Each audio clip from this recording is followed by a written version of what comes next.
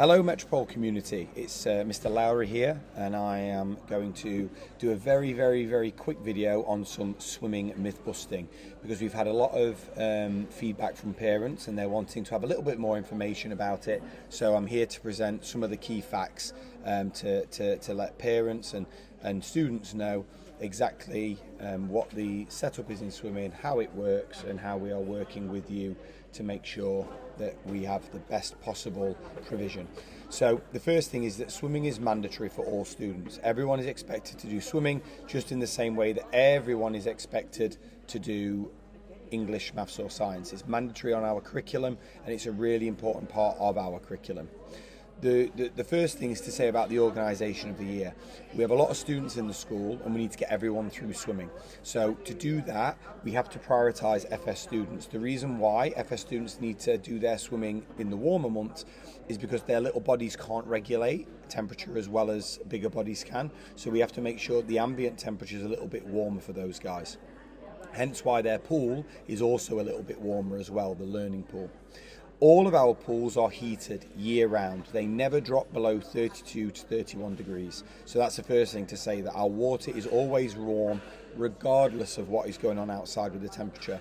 And with our temperature being extremely rare to get below 14 degrees, in fact today is probably the coldest day I think we've had for a while, and it was 12 degrees at 6:30 but 16 degrees by the time lessons started at 8:05, and students spending no time wet outside of the pool, the air temperature actually doesn't factor in because the water is so warm, and that's what keeps the children warm.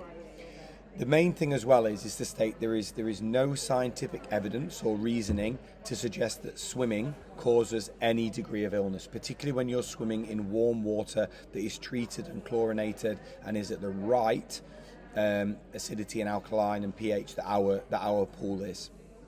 And the last thing to say really on this is that all humans, regardless, will always suffer with allergy-like symptoms when exposed to chlorine.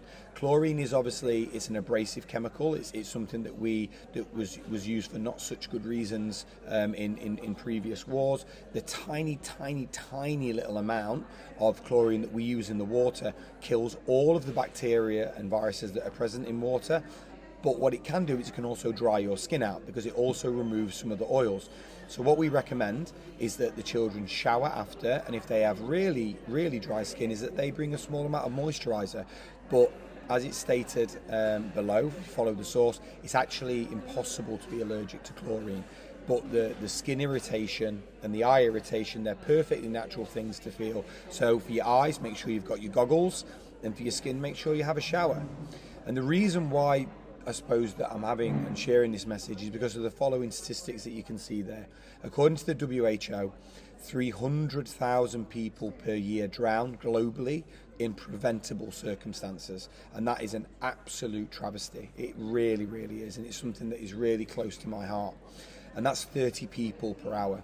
And then when we look at that in Dubai in 2010, 70% of all drownings were children under the age of 18, which again, being somebody who's worked with children for a long time and prioritising children, that's something that is really important to me that our team works on. So again, in summary, all members of the PE team are trained to UK industry standard.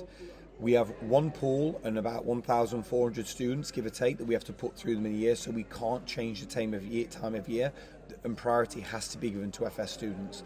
We have 2 highly trained swim coaches and 2 highly trained lifeguards, so your children are super safe. We want you to ensure that you work with us in partnership to make sure that your child attends all of their swimming lessons. And if your child is too sick to swim to the point where you've had to go and get a doctor's note, my question is that should your child even be in school? There is no evidence at all, scientific, that supports the idea that swimming makes a person sick. It simply does not do that. Yes, if we were in waters that had a really low ambient temperature, that can produce hypothermia. But our pools are heated year round to 31, 32 degrees. And remember what it says above.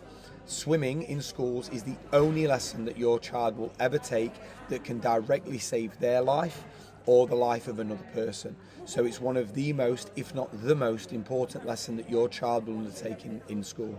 So please make sure that you support us with this, and that we are working together to make sure that not only are our children safe around water, but they also can make sure that they can recognise how to be safe in open bodies of water, which is something that we teach them, and also making sure that they can rescue themselves and potentially the life of another person should somebody else find themselves in difficulty.